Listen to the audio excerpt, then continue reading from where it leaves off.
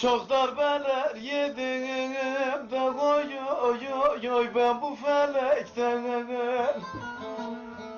de düştüm de yerlere zaten tutan yok ki elimden.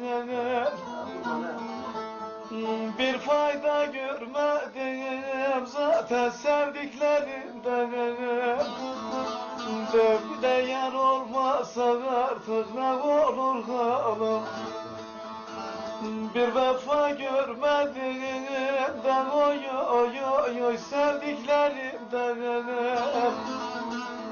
de bir de yar olmasa artık ne olur halim.